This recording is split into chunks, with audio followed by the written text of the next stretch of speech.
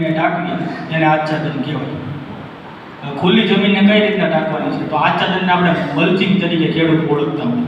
આપણે શાકભાજીમાં જોઈએ કે અમુક તરબૂચ કરેલા હોય, સાકરટેટી કરેલી હોય તો આપણે મલ્ચિંગ કરતા હોઈએ. મલ્ચિંગ એટલે પ્લાસ્ટિકનું પોલિથીનનું જે આવે કાગળ જેને આપણે એનાથી મલ્ચિંગ કરતા આવરણ કરતા હોઈએ.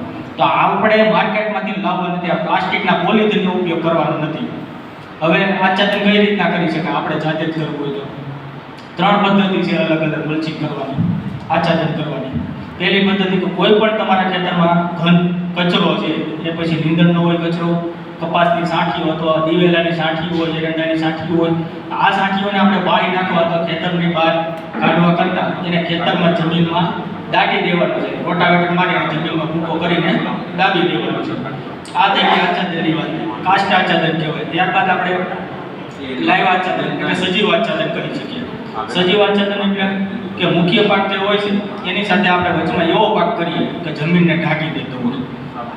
સામાન્ય રીતે કઠોળ વર્ગના પાકો હોય છે, મગ છે, અડદ છે, ચોળી છે, આવા જે કઠોળ વર્ગના પાક છે જમીનને ઢાંકતા હોય છે એટલે આચ્છાદન તરીકે કામગીરી કરતા હોય છે. ત્યારબાદ વાત કરીએ તો આચ્છાદનની વાત થઈ ગઈ.